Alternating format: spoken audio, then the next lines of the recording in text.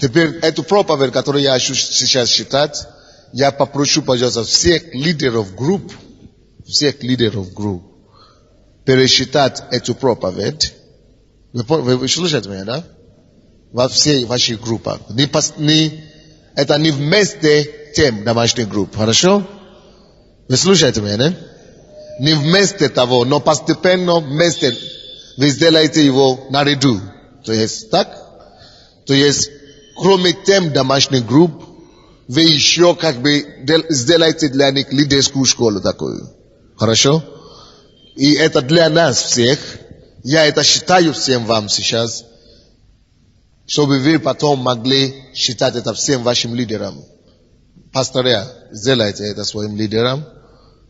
И их 12 пастыря сделают это своим 144 и так дальше. Хорошо? Я хочу говорить сегодня о том, как нам стать ответственными лидерами. Я хочу говорить на тему, потому что я видел много чего творилось летом. Летом не все проявили себя как истинный что? Пастор. Кто знает, что он пастор? Мы все пасторы. Если у вас есть группы, если у вас есть люди, вы пастор. Откройте, пожалуйста, Евангелие от Иоанна, 10 главу. Кто-нибудь, кто может читать быстро? Не слишком быстро, чтобы никто не понял. А довольно быстро, чтобы быстрее меня. 10 глава, Евангелие от Иоанна. С 1 по 15 стихи. С 1 по 15 стихи. Истинно, истинно говорю вам, кто не дверью входит во двор овчий, тот перелазит инди, тот вор и разбойник, а входящий дверью есть пастырь овцам. Ему предверник отворяет, и овцы слушаются голоса его. И он зовет своих овец по имени и выводит их. И когда выведет своих овец, идет перед ними, а овцы идут за ним, потому что знают голос его. За чужим же не идут, но бегут от него, потому что не знают чужого голоса. Эту притчу сказал им Иисус, но они не поняли, что такое Он говорил им. Итак, опять Иисус сказал им: «Истинно, истинно говорю вам, что я дверь овцам. Все, сколько их не приходило предо мною, суть воры и разбойники, но овцы не послушали их. Я есть им дверь. Кто войдет мною, тот спасется, и войдет, и выйдет, и пажить найдет. Вор приходит только для того, чтобы украсть, убить и погубить. Я пришел для того, чтобы имели жизнь и имели с избытком. Я есть пастырь добрый. Пастырь добрый полагает жизнь свою за овец. А наемник, не пастырь, которому овцы не свои, видит приходящего волка и оставляет овец, и бежит, и волк расхищает овец и разгоняет их. А наемник бежит, потому что наемник, и не родит об овцах. Я есть пастырь добрый, и знаю моих, и мои знают меня. Как Отец знает меня, так и я знаю Отца, и жизнь мою полагаю за овец». Так, я буду проповедовать сегодня на тему наемник или пастор. Или, пастор или наемник. Пастор или наемник. Давайте откроем еще одно местописание. Иезекииль, 34 глава, с 1 по 16 стихи. Иезекииля, книга пророка Иезекииля, 34, с 1 по 16 стихи. «И было ко мне слово Господне: Сын человеческий, изреки пророчество на пастырей Израилевых, изреки пророчество...» Слушайте это очень пристально и внимательно. Или читайте вместе по своей Библии, или слушайте внимательно. «Сын человеческий, изреки пророчество на пастырей Израилевых, изреки пророчество и скажи им, пастырям, так говорит Господь Бог: горе пастырям Израилевым, которые пасли себя самих. Не стадо ли должны пасти пастыри? Вы ели тук и волною одевались, откормленных овец заколали, а стадо не пасли. Слабых не укрепляли, и больной овцы не врачевали, и пораненной не перевязывали, и угнанной не возвращали, и потерянной не искали, а правили ими с насилием и жестокостью. И рассеялись они без пастыря, и, рассеявшись, сделались пищей всякому зверю полевому. Блуждают овцы мои по всем горам, и по всякому высокому холму, и по всему лицу земли рассеялись овцы мои, и никто не разведает о них, и никто не ищет их. Поэтому, пастыри, выслушайте слово Господне. Живу я, говорит Господь Бог, за то, что овцы мои оставлены были на расхищение, и без пастыря сделались овцы мои пищей всякого зверя полевого, и пастыри мои не искали овец моих, и пасли пастыри самих себя, а овец моих не пасли. Зато, пастыри, выслушайте слово Господне. Так говорит Господь Бог: вот я на пастырей, и взыщу овец моих от руки их, и не дам им более пасти овец, и не будут более пастыри пасти самих себя, и исторгну овец моих из челюстей их, и не будут они пищей их. Ибо так говорит Господь Бог: вот я сам отыщу овец моих и осмотрю их. Как пастух поверяет стадо свое в тот день, когда находится среди стада своего, рассеянного, так я пересмотрю овец моих и высвобожу их из тех мест, в которые они были рассеяны в день облачный и мрачный, и выведу их из народов, и соберу их из стран, и приведу их в землю их, и буду пасти их на горах Израилевых, при потоках и на всех обитаемых местах земли этой. Буду пасти их на хорошей пажити, и загон их будет на высоких горах Израилевых. Там они будут отдыхать в хорошем загоне, и будут пастись на тучной пажити, на горах Израилевых. Я буду пасти овец моих, и я буду покоить их, говорит Господь Бог. Потерявшуюся отыщу, и угнанную возвращу, и пораненную перевяжу, и больную укреплю, а разжиревшую и буйную истреблю. Буду пасти их по правде. Это серьезное местописание. Спасибо, дорогая. Вы либо возьмите кассету потом, да? А потом будете просто играть, может быть, эту кассету. Просто пускать на домашних группах. Или вы сделаете конспект хороший. Самим себе надо это слушать много раз, то, что я сейчас буду говорить. Разбойник или пастырь? Или добрый пастырь, или как я сказал? Наемник или пастырь? Окей. Я буду делать comparison. Как бы сравнения такие. Параллель. Хорошо? Первая характеристика. Добрый пастырь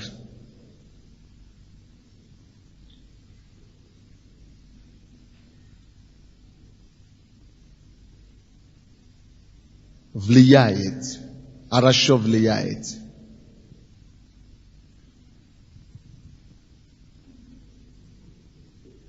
на своих людей. Имеет хорошее влияние. Тише сделайте меня, чуть-чуть, наверное. И заметьте себе, каким образом он влияет. Он влияет изнутри, через внутреннюю работу над людьми.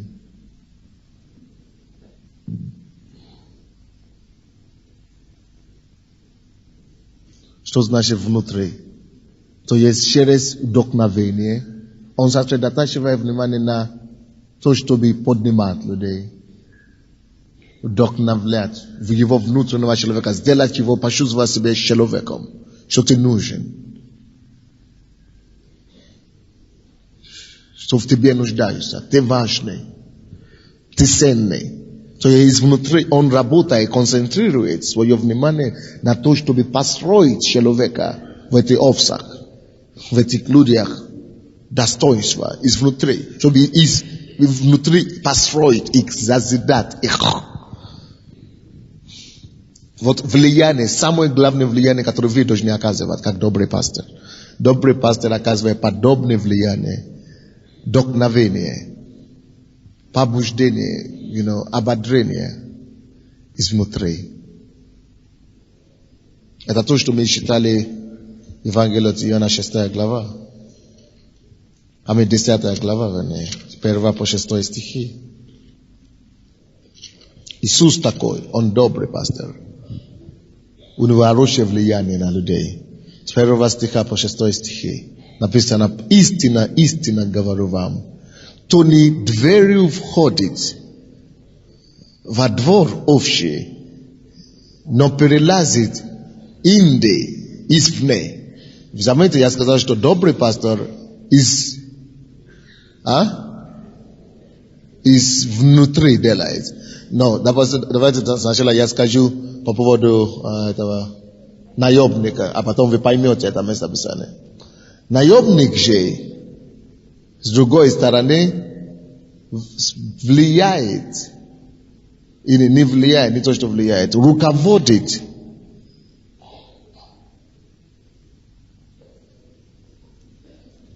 через контролирует стадо, контролирует людей. Извне, контролирует извне.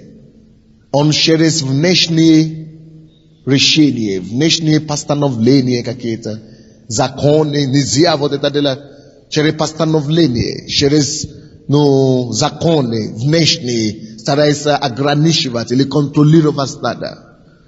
Не влияет изнутри, чтобы побуждать, чтобы вдохновлять, а через внешние вещи. Допустим, запреты, тактики разные, угрозы, постановления разные.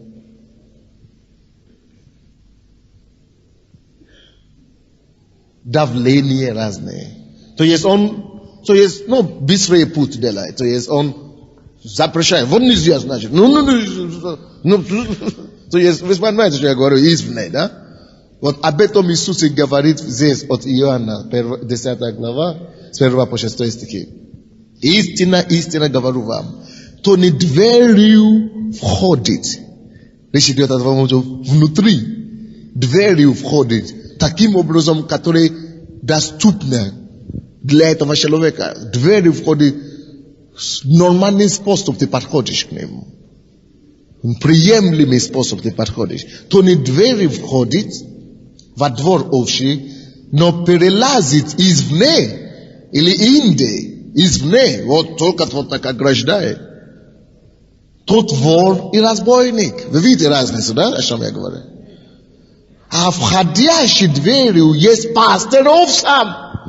Кто вы? Как вы себя видите в этой ситуации?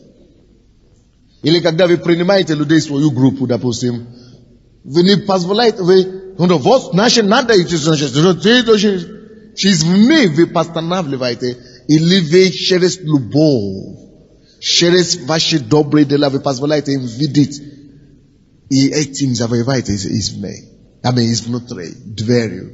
Или через просто, вот надо, значит, ты же здесь живет, значит, ты же тут живет. То есть это не работает. Иисус вот как раз об этом и говорит. А входящий дверью есть пастырь. Вы есть пастырь. Будьте такие пастыря, как Иисус. Пастырь овцам. Ему предверник отворяет. А овцы предверник отворяет. То есть человек этот, он отворяется, он открывается. Если вы будете просто не контролировать извне, но через влиять. Видите, именно влиять. Не контролировать, а влиять через ваши добрые поступки. Через учение, через вдохновение, через ободрение. Вы влияете. Это значит, вы входите дверью. Вот предверник, вот этот человек, его душа откроется вам. Вот почему самое главное заповедь в этом царстве, это что? Любовь. Любовь. Это то, что заставляет предверник открыть. Какой бы он ни был, он откроет. Предверник отворяет. И овцы слушаются глаза его. Слушаются глаза его. И он зовет свой овец по имени и выводит их без проблем, без бунта. И когда выведет свой овец, идет перед ними примером. Он идет перед ними, так? А овцы за ними идут. Порядок есть. Люди будут следовать за тобою, если ты будешь не контролировать, а вдохновлять и влиять на них. Потому что знаю голос его. Если ты будешь вдохновлять, влиять на них, они будут знать твой голос. За чужим же не идут, но бегут от него. Если ты будешь вести правильно, они не убегут от тебя. Они не пойдут за чужими. Потому что знают чужого, не знают чужого голоса. Эту притчу сказали Иисус, но они не поняли, что такое он говорил им. Второе, что вы должны знать, друзья. Второй пункт, который я хочу сказать сегодня. Настоящий пастырь, хороший пастырь проявляет уважение. Добрый пастырь проявляет уважение каждому человеку индивидуально, кто под ним. Каждому индивидуально он проявляет уважение и дает каждому человеку знать его значимости. Добрый пастырь уважает своих подопечных. Он уважает индивидуальность человека. Индивидуально. Но в отличие от доброго пастора, который уважает людей, то наемник, вы знаете, что наемник делает? Наемник всегда относится к овцам с точки зрения того, что вот я тут начальник. И дает им знать всегда, может быть, не прямо вот так, может быть, так? Но дает им знать косвенно, как-то, каким-то образом. Наемник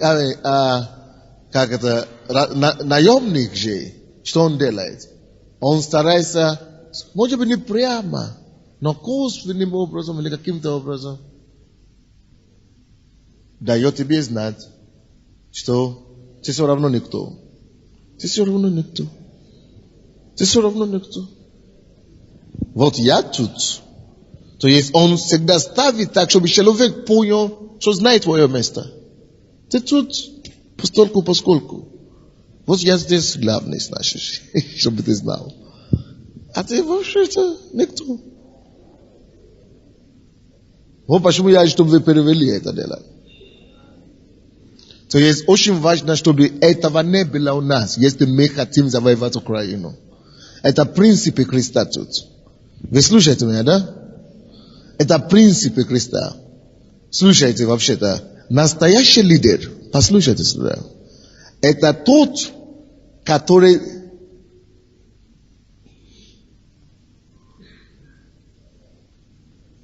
я не хочу использовать слово заставляет.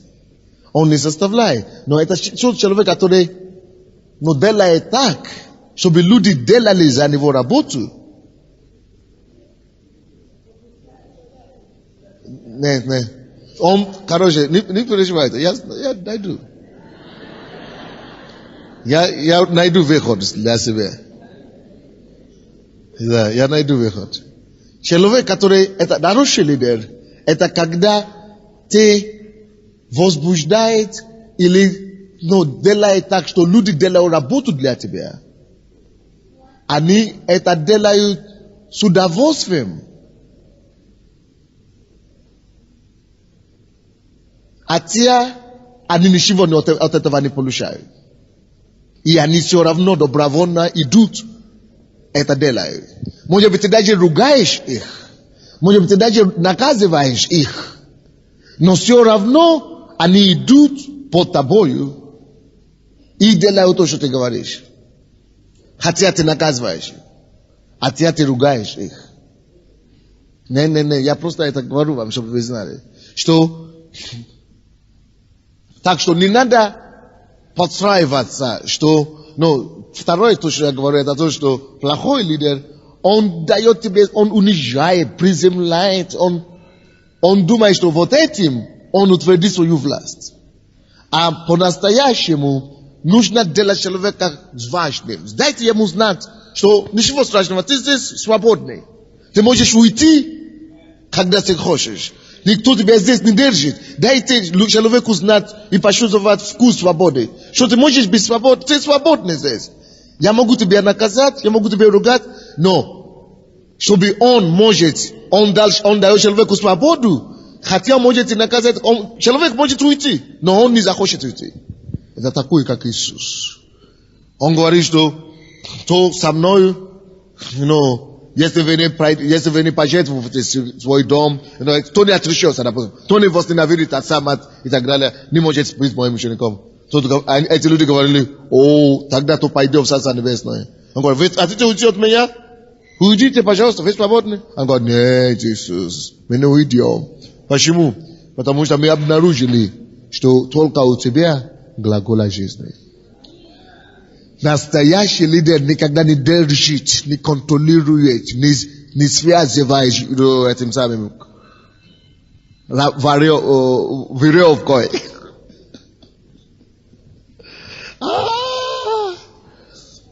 Да, пишите.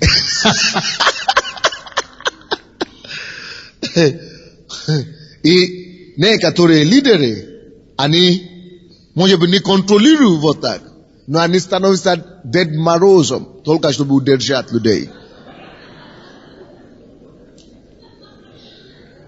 Вы не поняли, да?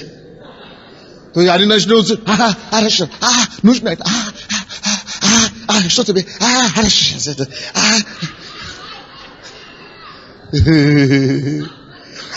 значит, хорошо, мы решим. Значит, мы решим. Да.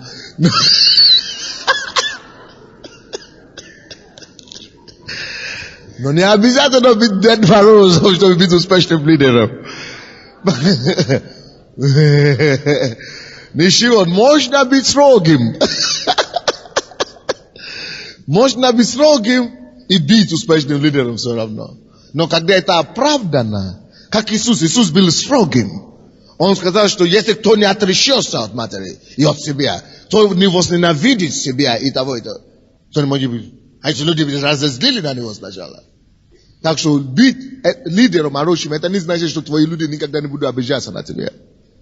Но, чтобы они обижались и понимали, это искусство высшего стадия лидера.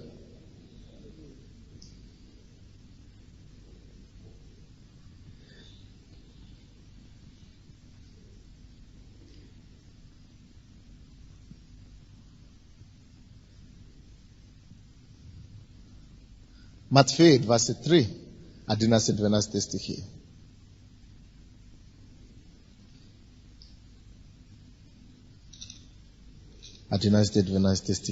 Матфея 23. Больше из вас да будет вам кем? Слуга. Ибо кто возвышает себя, тот унижен будет. А кто унижает себя, тот возвысится. То есть, когда настоящий лидер не должен унижать других, чтобы утвердить свою позицию. Нет. Мы теряем власть в этом направлении. Настоящий пастор, если он это делает, знаете, что будет? У него Бог прикроет ему благословение. Как только что пастор начинает приземлить и прижимать своих, которые вокруг него, только чтобы остаться наверху, чтобы сам просто остаться, на своем месте, чтобы никто его не перерос. Да, может быть физически, никто его не поднимется больше. Но Бог сначала уберет свою руку с него. Потому что кто хочет быть из вас большим, не через приземление других ты можешь быть большим. Не через подчеркивание, inferiority, как это, незначимости других, ты можешь состояться. Этим самым, как только что ты перекрываешь путь другому, как только что ты заставляешь другому чувствовать себя неважной, и никто, таким же образом у тебя ответная реакция от Бога. Тут же Бог начинает убирать всякую честь и всякое достоинство, которое ты имел перед Ним до того. Поэтому, братья и сестры, давайте будем добрыми пастырями. Не думайте о себе. Давайте будем думать о том, чтобы люди состояли через нас. Потому что это Бог отвечает за такие вещи. Вы же видели Езекииль, только что, который мы читали, да? Это серьезная вещь. Поэтому мы не унижаем других, чтобы утвердить свою позицию. Нет. Мы унижаем себя, чтобы другие утвердились. Это наоборот все. Мы унижаем себя, мы приземляемся, чтобы другие могли стать на нас. Мы становимся, ну как вам сказать, лестницей, через которую другие поднимаются. Если вы не готовы быть лестницей, вы не готовы быть пастором. Помните, когда апостол Павел такое говорит, что вы стали царями, а мы стали посмешищами. Вы уже обогатились, а мы обеднились. Потому что это лидер, это судьба высшего класса лидера. Потому что кто хочет быть большим, должен стать слугой. Все. Следующее, третье, которое я хочу вам дать.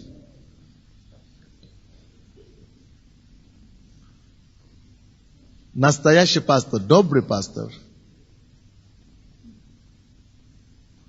всегда переживает о том, о личном развитии каждого человека на церкви, о том, чтобы каждый развивался.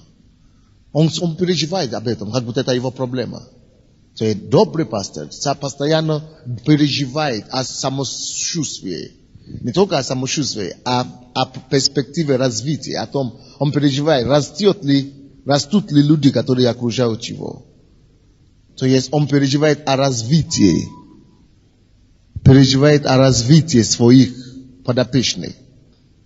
То есть, поэтому он толкает их, чтобы они учились. Он побуждает их, чтобы они приобрели знания. Он говорит им, чтобы они состоялись, чтобы они поднимались на работу дома, духовно. Но что ты можешь. Он постоянно переживает о том, чтобы этот человек, поднимался еще выше, чтобы этот человек еще достигал еще большего. То есть, он думает о развитии его подопечных. Не приземляет их, а наоборот думает о их развитии лично. Знаете, очень часто нам хочется думать о себе и о своем личном развитии. Но если вы добрый пастор, вы будете думать о развитии своих подопечных. Что же наемник делает в это время? Наемник же в то время по-всячески старается погубить потенциалы и способности его подопечных. Допустим, если человек певец и поет, и кто-то появился в группе, кто лучше поет, старается оставить его только в хоре. Только не за микрофон, а то пастор услышит и укажет пасу. Бывает тоже такое. Но может быть не в прославлении, допустим.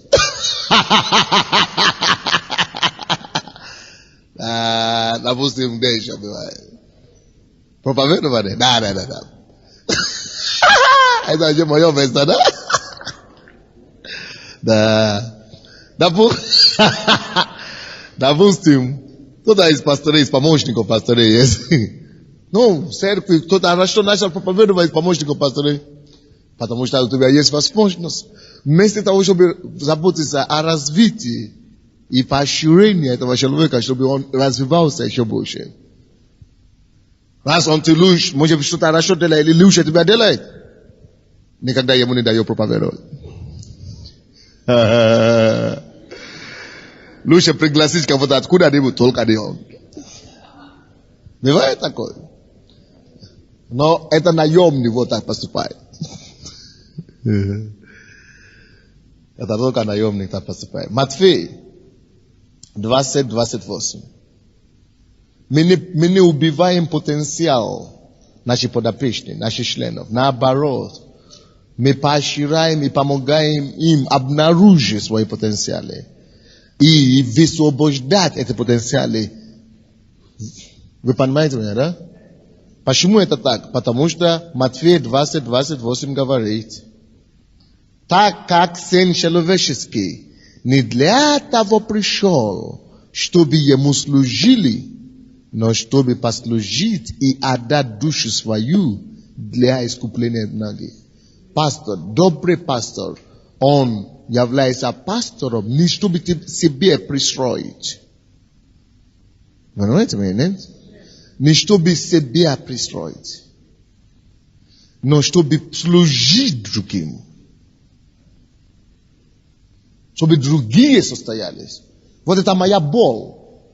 Это моя жизнь вообще-то. Это то, ради чего я хочу жить. Я не хочу жить ради чего-то другого. Моя богатство, он говорит, что моя апостольство, это вы. То есть поэтому мы должны постоянно думать о том, как раскрыть потенциал каждого из нас. Если вы действительно лидер, вы всегда должны думать об этом.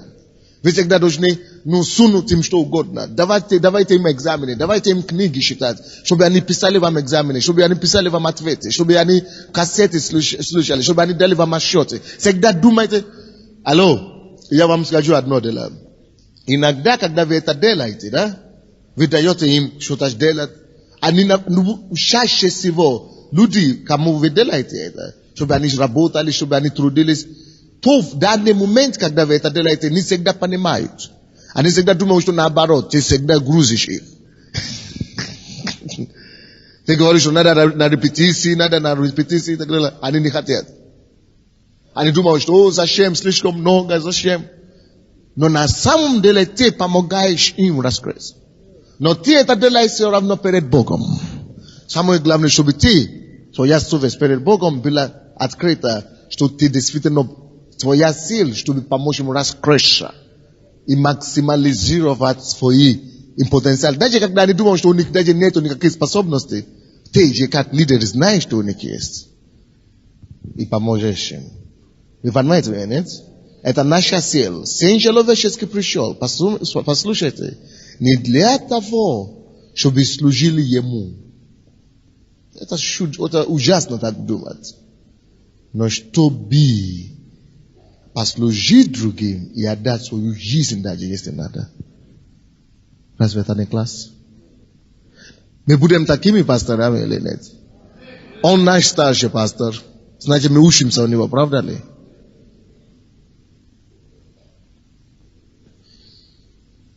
Четвертый. Добрый пастор, знаете, что он делает на самом деле? Добрый пастор старается сделать себя ненужным по работе.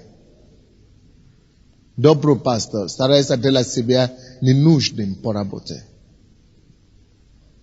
То есть он доверяет многим другим так, он так доверяет другим, чтобы они делали эту работу, чтобы они, что он старается быть незамеченным, быть ненужным. То есть, как это сказать вам? Вы поняли это, нет? Кто-нибудь понял? Допустим, чтобы он не был единственным незаменимым. Допустим, по офису здесь, у нас столько работ здесь в офисе. Вы не представляете себе. И я работал над тем, чтобы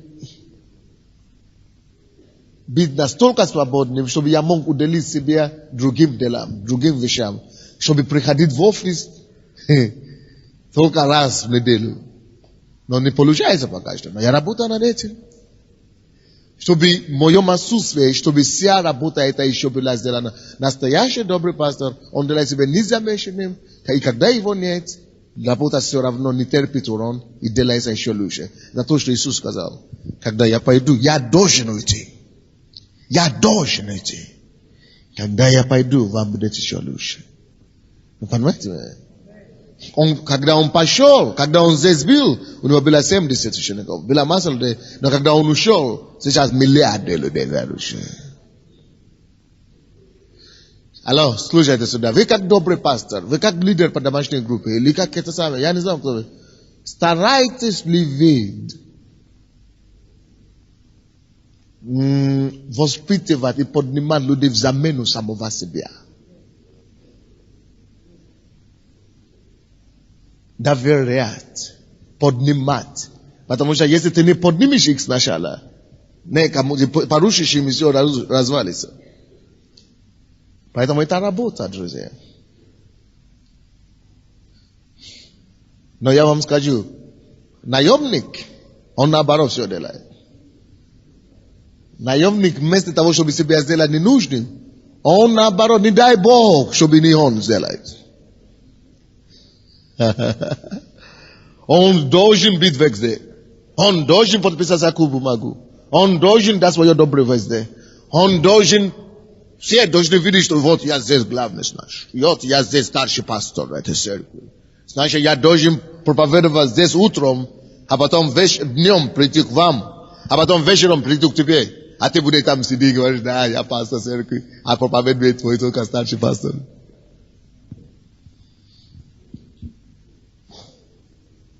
Потому что он никому не доверяет. Сделай себя ненужным, и ты будешь Божьим пастором.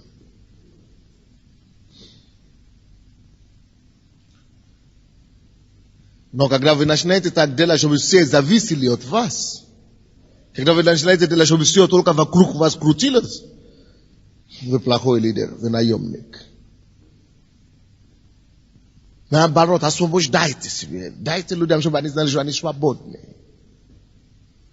Свободны состояться. Если у них какие-то другие идеи, отличительно от ваших идей, вы поощряете, пожалуйста, сделай, давай. Если ты это делаешь, если ты докажешь, пожалуйста. Но если кто-то другой скажет, если это не мой идея, не я подсказал, не дай Бог, вдруг подумал, что он умнее. 5.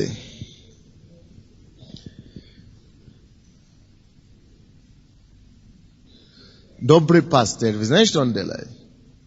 Он поощряет каждого работника.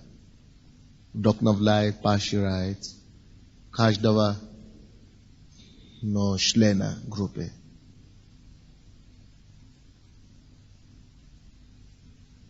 Он не осуждает их, он не приземляет их, он не уничтожает их достоинства.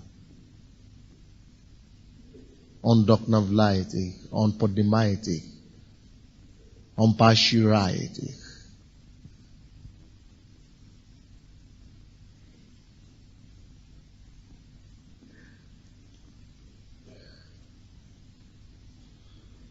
Конечно, я в предыдущем пункте 4, который я говорил, у меня есть такой пример там, можно писать себе, от Луки 10 глава 1 стих. Иисус сделал себя ненужным, даже до его смерти. Написано здесь, после этого избрал Господь и других 70 учеников и послал их по 2 перед лицом своим во всякий город и место, куда сам хотел, что? Идти. Он сам бы хотел идти туда. У него есть жажда, желание, чтобы самому что-то делать. Но он говорит, нет, это не мудро. Хороший пастор так не поступает. Я не пойду. Давай, я подготовлю эти, пускай они пойдут. А мне самому хочется идти, конечно. Хочется, чтобы меня признали там. Хочется, чтобы я там сделал крусейд, чтобы статистика была. Но он говорит, нет, я не пойду. Куда сам хотел идти, отказался, он говорит, поднимал других, чтобы они получили эту славу, чтобы они шли туда. Но, короче, 5 пункт, который мы говорим, настоящий добрый пастор, он поощряет свои подопечные. А наемный, то есть настоящий лидер говорит, настоящий пастор говорит, ты можешь это делать. Молодец, давай будем делать. Ты можешь, я верю в тебя. Он вселяет в них веру. А наемник, он одним только делает, что он только критикует. Только критикует свои подопечные. Вы такие, вы не такие, но зло всегда ходит. Я вам скажу, на самом деле, когда вы работаете с людьми, вам хочется только критиковать и пена с рта выпускать. Но нужно контролировать себя, друзья. Нужно постоянно над собой работать. Постоянно над собой. И это процесс развития для вас, как лидера тоже. Потому что, я вам скажу, 100% вас будут донимать, или вас будут, как это говорить, доставать так, что вам захочется вообще зубами срежать и скрежет. Потому что они будут делать во много неправильно, во много противоположно того, что вы говорите им. Или вообще не делать, или вообще будут расстраивать так, будь здоров. No, що поделаешь. Иногда надо быть таким строгим и так далее. Но не забывайте также поощрять. Аминь. Не забывайте всегда, иногда. Потому что, помните статистику, на каждое замечание и руган, как я сделал с этой сестрой, надо 9 комплиментов. Чтобы был баланс. На каждый руган, на каждое замечание. Потому что люди без нас уже в депрессии ходят. Без нас люди уже подавлены страшно. Без нас люди ждут поощрения, люди ждут это самое поднятие. Поэтому, когда мы еще их убиваем в церкви, вообще это ужасно. Поэтому на каждое замечание твое, хороший пастор, добрый пастор сделает 9 комплиментов, поощрения на каждое замечание. Разве это не класс? Так что заметьте это дело. Так что не будьте слишком щедры в критике. Матфея 5 глава, 13-14 стихи. Матфея 5, 13-14. Это о том, что пастор брат Герри говорит сегодня. Матфея 5, 14. Вы соль земли, если же соль потеряет силу, то чем сделаешь ее соленой? Она уже ни к чему не годна. Как разве выбросите ее вон на попрание людям? Вы свет мира, не может укрыться город, стоящий вверху горы. Представляете себе Иисуса. Он поднимает своих людей. Он поднимает свои подопечные. В другом месте Иисус говорит, я свет миру. Я свет миру. Я свет миру. Но тут он говорит, нет, забудь обо мне. Не только я гигант здесь наш. Не только я, вот без меня ничего не произойдет. Помазанный, значит. Нет, забудь обо мне. Вы все помазаны. Вы все помазаны. Вы свет миру, не я теперь. Забудь обо мне. Вы свет миру. Он свет миру. Вы помните, Матфея, Евангелие от Иоанна, он говорит, я свет миру. А тут он говорит, вы свет миру. Не думайте обо мне, вы свет миру. Однако, слушайте внимательно. Почему вы должны еще сильнее говорить это? Когда вы говорите, вы вас признали как лидер, как пастор. И вы теперь хотите их поднять, чтобы они видели себя как пастор. Когда вы это говорите им, вы свет миру. Почему вам надо делать на каждую критику 9 комплиментов? Это потому что они привыкли думать, что нет, они только будут, они никто, или они ученик, они учатся у вас, что вы главные. Помните, когда Иисус говорит, вы свет миру, и это наша проблема сегодня. Мы еще думаем, что нет, это он свет миру. Вы помните, как люди все говорят, Иисус надежда мира. Иисус свет мира, да? А это неправда. Он уже это давно перевез на нас. Мы уже свет миру, но мы еще, до нас это еще не дошло. Мы считаем, но нет, Иисус свет миру, все равно. Вот почему вам надо больше комплиментов, больше поощрения заниматься своими людьми, чем вы даже себя можете представить. Потому что они не могут до них тяга доходит. Поэтому мы должны заниматься этим просто целенаправленно, чтобы они состоялись. Вот почему из вас, друзья, многие из вас, вы имели свои 12, и вы не могли никак помочь вашим иметь свои. Потому что они не могли, они говорят, что вы можете, но они, чтобы они смогли, не могут верить в себя. Вот почему мы должны этим заниматься поощрением постоянно. Причем 9 к 1 коэффициент. 6 пункт. Настоящий добрый пастор сорадуется с успехом своего члена или подчиненного. Насколько вы радуетесь радующимся вообще?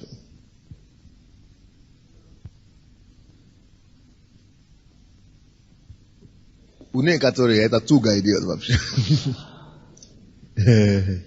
Только с ними можно было радоваться. А чтобы они радовались другими. Но вы должны работать над собой. Это не сразу получится. Мы все из мира пришли. Но мы должны работать над собой, тренировать себя. Допустим, я всегда в компании людей. И когда кто-то приходит, иногда мне хочется делать комплименты разные бывают.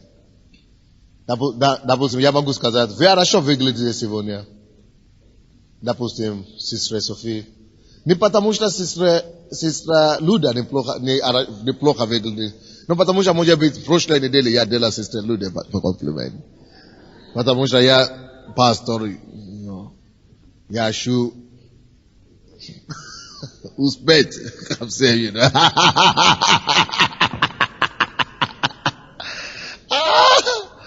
Но иногда я вижу разные реакции. Кто-то может говорить, да, сделает вид, что не слышит. Вместо чтобы поддержать, да, действительно, ты хорошо выглядишь. Или кто-то скажет, моя домашняя группа сегодня выросла, сейчас до этой недели знакомые свидетельства. Наша домашняя группа вышла, доросла до 1200. Это всего лишь списки. Внутри себя думаю. Надо еще показать это самое. Или делай вид, что не слушай. Наливай себе кофе или чай.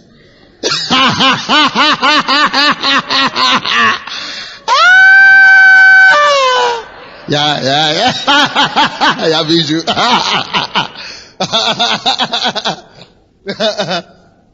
Да, но ничего бывает.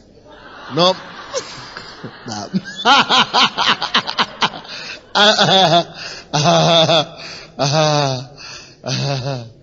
Но, короче, я имею в виду.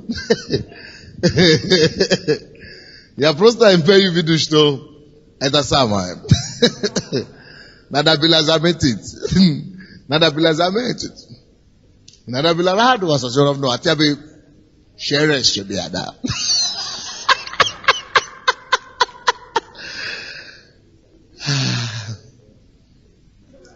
Особенно, когда этот брат именно он до прошлой недели свидетельствовал. Но почему? Ты думаешь, что такое? Почему ты каждую неделю говоришь, выступаешь? Радуйтесь все равно. Даже если вы знаете, что они лгут.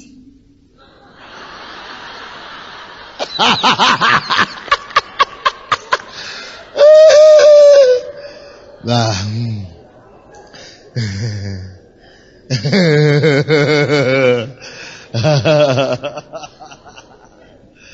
Да.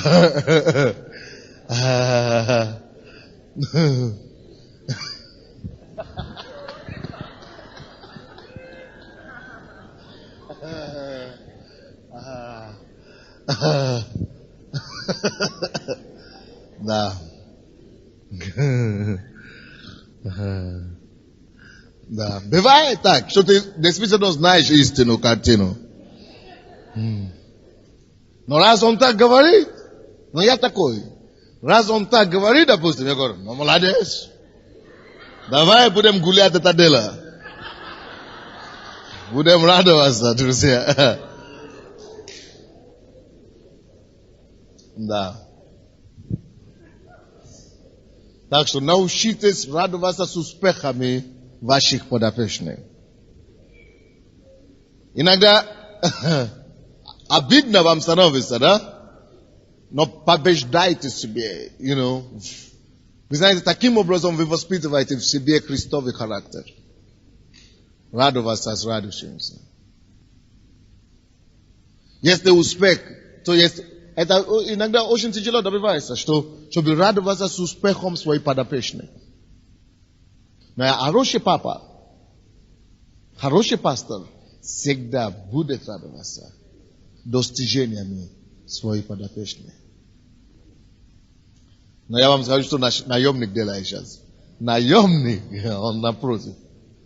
Наемник, наоборот, не только делает вид, что он не замечает эти успехи, но он еще порой старается переписывать себе эти достижения его подопечных. Что, ну, это же потому, что я тебе подсказал, помнишь?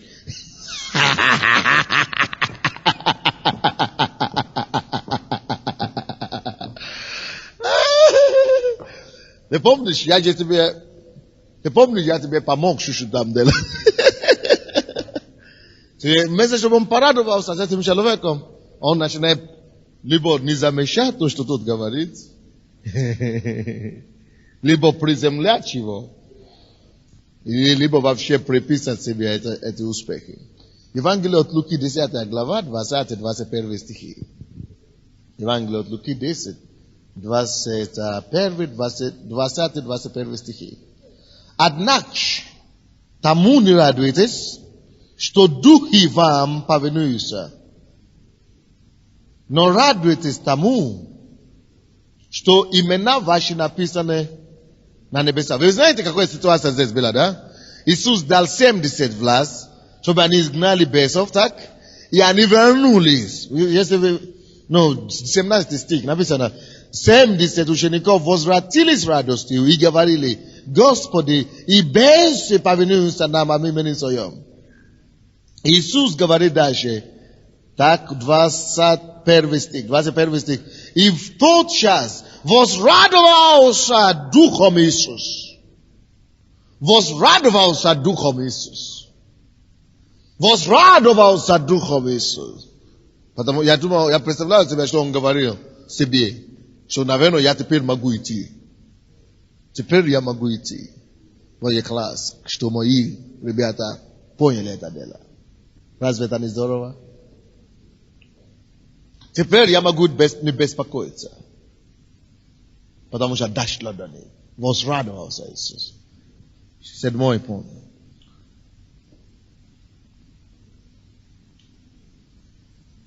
Настоящий пастор всегда открыт для обсуждения, дискуссий.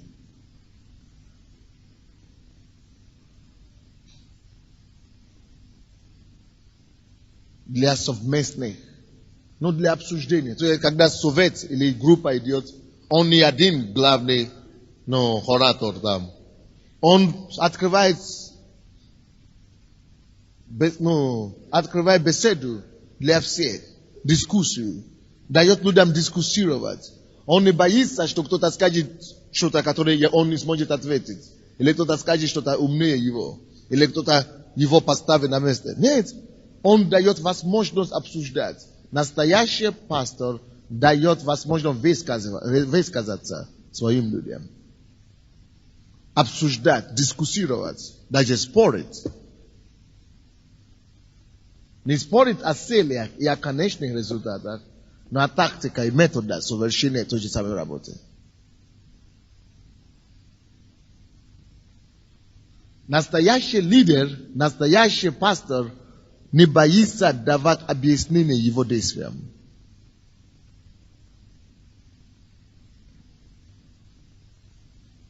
Это как на этой неделе, когда когда Джон Бивер был. Один пастор, который тоже как у нас здесь. У них тоже многие церкви в своем городе, дочерние церкви. Он пришел своему, в одной из дочерних церквей. То же самое, что я поеду сейчас в Харьковский массив, или Королова, или, Греогор, значит, дочерную церковь.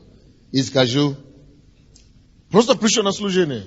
Говорю, все, церковь, с сегодняшнего дня я снимаю вашего пастора. И люди спрашивают, а что он сделал? Говорит, нет, когда генерал приходит на разборку, он не объясняет, он не дает объяснение, говорит. Конечно, он имеет право, потому что он старший пастор. И этот пастор второй подходит ко мне, я хочу быть там, я хочу, чтобы он меня принял, что я делал, я его вижу как старший пастор. А он говорит, я не даю объяснения. И они оба пришли ко мне сюда. Он говорит, я не обязан дать объяснение, потому что у того же человека 500 человек под собой. Там. И просто пришел и снял. Говорит, я же тебя поставил на служение, теперь снял. Да. А я ему говорю, я вообще-то не понимал такого. Командно-административную систему. То есть не бойтесь давать причины ваши действия вашим людям. Не бойтесь давать причины, объяснения, что вы делаете. Дайте людям понять, что вы делаете.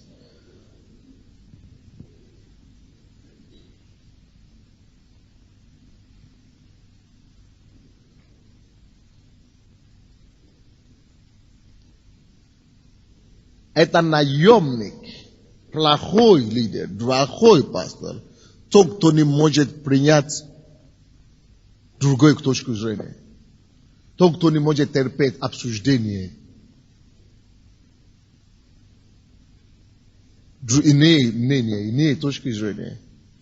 Тот, кто не дает возможность людям высказаться. Тот, кто не дает объяснение своим действиям. Это плохой, это наемник на самом деле. Конечно, есть время, когда ты, как старший пастор, или как группа, как лидер группы, есть время, когда ты должен говорить, нет, так будет. Но это финал, это в концовку. Это после того, как ты уже какое-то время давал людям понять, что ты делаешь вообще-то. Матфея 17, 19 стиха по 21 стихи. 19 стиха по 21 стихи. Тогда ученики, приступившие к Иисусу, наедине сказали, почему мы не могли изгнать его? Они задавали Иисусу вопрос. Почему? Дай нам объяснение. Почему ты мог, а мы не могли? Иисус же сказал им, по неверию вашему, ибо истинно говорю вам, если вы будете иметь веру о горчичном зерно, и скажете горе этой, перейди отсюда туда, и она перейдет. И ничего не будет невозможного для вас. То есть он объясняется. Это не единственное место, есть масса мест, где Иисус задает вопросы. Свои ученики и его ученики. И он отвечает им спокойно, он объясняется. Ничего страшного там нет. Аминь. Тот лидер, который не может терпеть, не может давать объяснения, не может обсуждать, не может дискуссировать, это наемник. 8. Я еще вам дам 10 пунктов. Это уже 8. Так? 8, да? 8, да. Мы до 10 идем. На самом деле, настоящий пастор, хороший пастор, поощряет инициативность своих людей. Он, наоборот, толкает их к тому, чтобы проявляли инициативу. Вы делаете это или нет в своей домашней группе? Толкаете ли вы, поощряете ли вы ваших людей к тому, чтобы они проявляли инициативу? Если вы это не делаете, это плохо, это жаль. Как добрый пастор, вы должны поощрять им, подсказывать им, чтобы они проявляли инициативу. Чтобы они высказывали свои идеи о разных делах. Чтобы они участвовали, чтобы они высказали в вашей домашней группе, на группах, чтобы каждый высказался, чтобы каждый участвовал. Вот тогда вы добрый пастор. Но наемник не только не дает другим высказать, ему все равно. Кто хочет скажет, кто не хочет не скажет.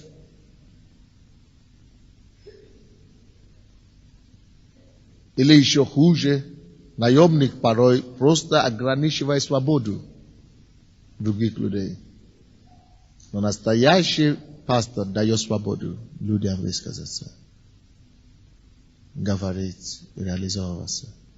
Но когда наемник ограничивает свободу, он не только не поощряет инициативности, он, наверное, еще даже подавляет инициативность людей.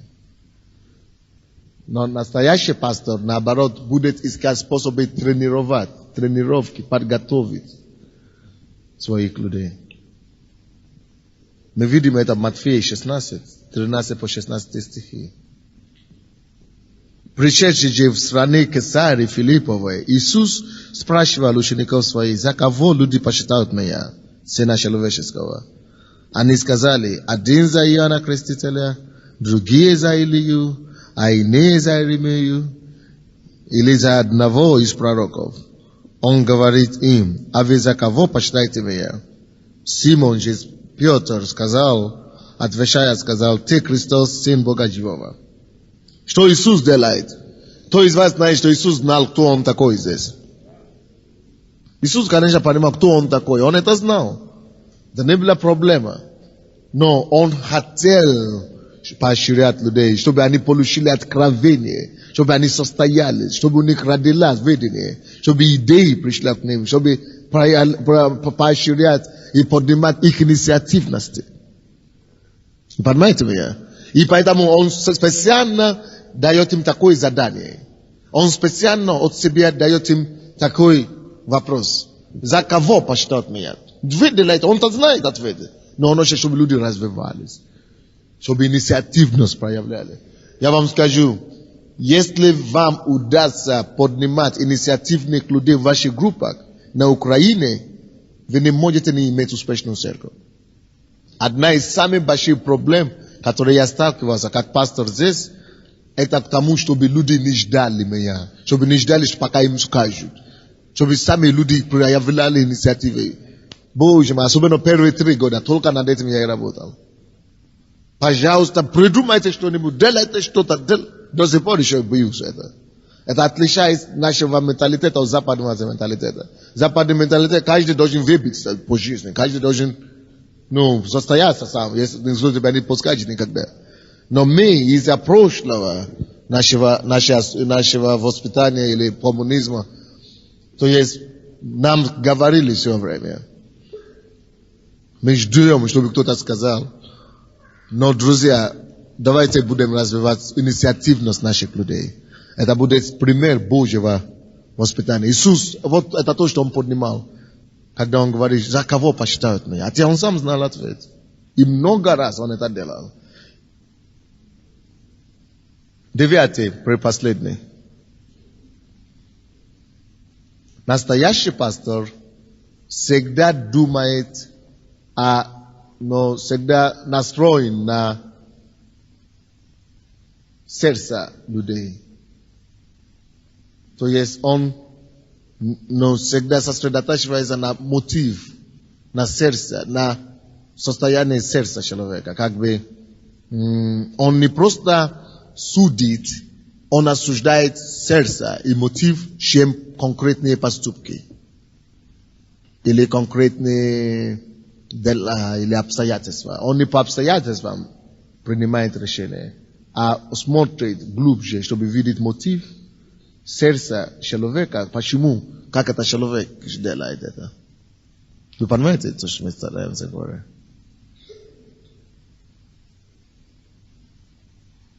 То есть он имеет сострадание, короче. Он хочет понять человека. Он хочет понять, почему он так думает. Он хочет понять его состояние, его мотивы, его сердце. Он не просто рубит человека, потому что он неправильно делал. Он хочет понять, почему он это не делал. То есть, он к сердцу. То есть, многие вещи, которые люди не делают неправильно вообще-то, они это делают неправильно не потому, что они плохие люди, а потому, что они не знают, как лучше делать. Но если мы будем всегда думать, что это потому, что они такие, сукие, они неплохие, то есть у нас будет всегда конфликты. Поэтому вы всегда должны всегда думать и смотреть за мотив, что стоит за это, почему он так поступил, как его сердце. Это он такой плохой вообще-то, или он просто не понимает. Если вообще-то я еще поощряю вас, никогда не будьте склонны к тому, чтобы думать, что человек плохой. Я лично думаю, что нет плохих людей. Все хорошие. Даже вор, наркоман, алкоголик, они хорошие все. Он просто обманут. Все орущие, только они обмануты. Потому что в Бытие 1:31 написано, что когда Бог создал всех человек, все людей, Он сказал, это после того, как Он создал человека, Он сказал, это что? Весьма хорошо. Если мы поймем, что человек вообще по своей сути и природе хорош, каждый человек хороший, то мы поймем, что дьявол ответственный за плохие, что они делают. И тогда мы всегда будем любить людей. Я лично перестал видеть людей как плохих. У меня нет плохих людей. В разуме, в менталитете, в мировоззрении нет плохих людей. Все люди хорошие. Поэтому я нелегко жить. Я никого не подозреваю. Даже когда я знаю, что они делают гадости. Даже когда я знаю, что они идут обманывают, они делают свои гадости. Я все равно заставляю себя видеть их положительными. Значит, я должен работать над ними, значит я должен помочь им, значит. Проблема, которую я вижу здесь, друзья, на Украине еще, в бывшем Советском Союзе, в том, что мы всегда подозреваем людей друг друга. Это плохо. Это остатки тоже коммунизма. Когда мы не знаем, кто агент, кто не агент, мы всегда думаем, что кто-то плохой. А вы знаете, как я всегда думал? Я всегда думал, что каждый человек, как я. Чистые сердца, чистые мотивы, чистые. И люди часто спрашивают у меня, особенно водители, люди, которые близко ко мне работают, они говорят, пастор, ну видите, как вы можете это самое? А я говорю, я не хочу это видеть. Не хочу видеть. Я этого не вижу. Не хочу видеть. Для меня он хороший. Он говорит мне лицо, он делает такие. Он хороший для меня. Он просто обманут. Если вы будете такие лидеры, вы сможете из самого плохого человека сделать самого лучшего. Потому что вы поймете, что Бог в них. И Бог создал их хорошего. Тогда у вас нет безнадежных ситуаций. Потому что мы можем поднимать всех. Вот почему эта церковь принимает алкоголиков, наркоманов, бандитов, всех. Вы не представляете себе, сколько гадости мне приходится терпеть иногда из-за этого принципа. Я помню в начале, когда мы только что женились, о, Боже мой, как моя босса переживала эти все вещи. Она просто думает, что, ну тебя же посчитал за дурака, дураком, как ты можешь... Ну, ничего, все нормально. Пускай. Нормально, теперь она такая же.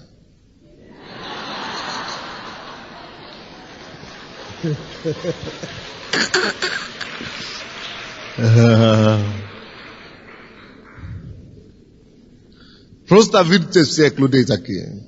У вас будет хорошая жизнь. Покажу вам, где это находится. Евангелие от Иоанна, 8 глава.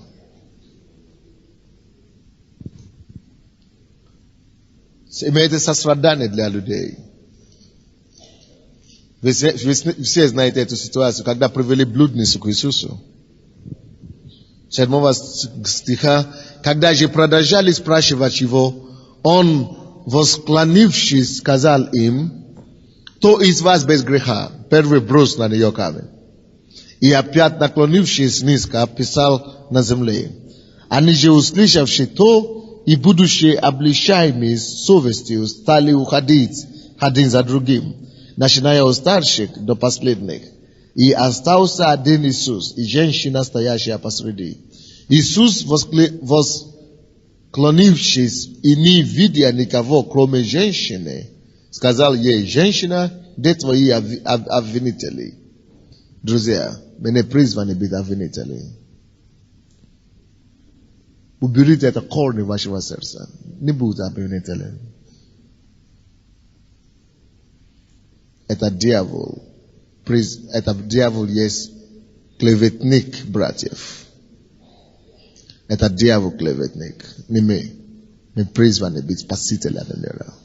Сол и света мира. Поэтому даже когда люди плохие, окей, это просто так, это просто временно, это, они не понимают. Когда они поймут, они будут другие. Где же твои обвинители? Некоторые из нас, сидящих здесь, Иисус ищет нас, Бог ищет нас, чтобы справиться с нами, потому что мы с вами обвинители. Иисус говорит, где эти обвинители? Я с ними разберусь. С некоторыми из вас может Бог очень разбираться. Хочет, чтобы Бог с ним разбирался. Не дай Бог. Это страшное дело. Никто не осудил тебя. Она отвечала, никто, Господи. Иисус сказал ей, и я не осуждаю тебя. Иди и впредь не греши. Почему человека, кого поймали прямо в действии, привели к Иисусу, Иисус говорит, я тебя не осуждаю. Иди, не греши. Если она поймет, что не надо грешить, это все нормально. Она просто обманута. То есть проповедь в этом местописании, это не то проповедь, что, потому что плохие фарисеи. Нет. И фарисеи Иисус не осуждает. Они просто обмануты. Не понимают. Никто тебя не осуждает, я тоже тебя не осуждаю. Просто когда ты поймешь, что будет в порядке, не греши больше, окей?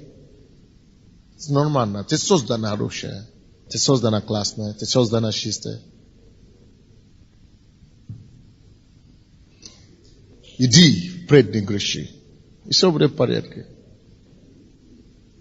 Поэтому Иисус говорил, я никого не осуждаю.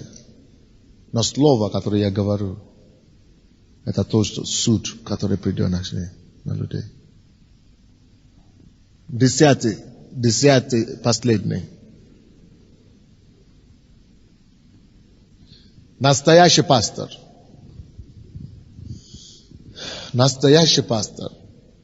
Божий, добрый пастор, думает о других прежде себя. Прежде нежели о себе. Добрый пастор думает о других, ставит интерес других выше своих.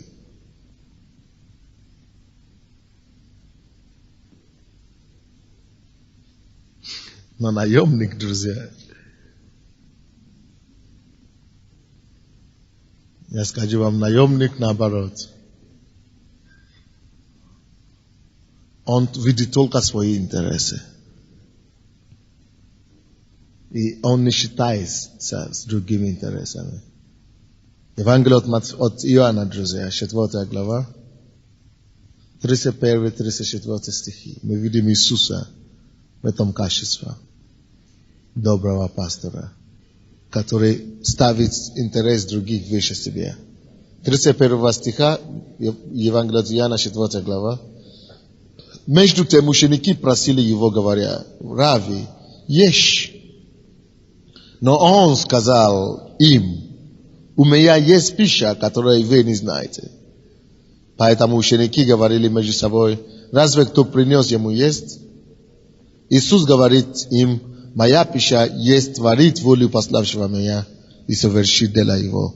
Поймите то, что он назвал еду. Он отказался идти кушать, потому что он хочет спасать кого-то. Ради женщины, проститутка, с улицы. Но ради того, чтобы помочь ей, он потерпел урон себе. Он не идет кушать, только чтобы кому-то помочь где-то. Можете ли вы таким лидером быть? Есть вы такой ли лидер группы или нет, который готов пожертвовать свои интересы, идти на пост, брать, лишить себя просто блага жизни, чтобы кому-то из вашей группы было хорошо. Давайте склоним наши головы. Смотрите на эти конспекты. По пунктам, с 1 по 10, пройдитесь по них и скажите Богу, это для себя, но не только для себя я прошу. Я прошу Тебя, Господь, для всех моих подопечных, кто будет в моей группе, потому что я хочу, чтобы вы все эти истины, друзья, учили в во всех группах, начиная с пастырей, во всех группах, чтобы мы прошли. Чтобы ваши люди имели тоже такие качества. Чтобы все были добрыми пасторами. Вспомните эти все 10 пунктов. Проходите по них, чтобы они стали частью вас. Господь, мы благодарим Тебя, Господь, что Ты меняй нас Твой образ. Твой образ. Ты дал нам эту 12, систему 12, чтобы мы могли пасти овец Твой. Чтобы мы могли быть такими пастырями, такие пастыря, как Ты. Я благодарю Тебя за эту возможность учиться у Тебя, как быть пастором, добрым пастором. Мы отдаемся Тебе сегодня, Господь, полностью. Мы не совершенны, никто из нас. Мы хотим работать над собой. Я благодарю Тебя, Господь, что через эту истину мы освобождаемся, мы меняемся, и мы уподобляемся Тебе, взирая на эту образ Твою, на славу Твою, преображаемся в тот же самый образ, как Ты, образ доброго пастора. Мы принимаем это от Тебя, Господь, во имя Иисуса Христа. И весь народ сказал. Аминь. Слава Господу.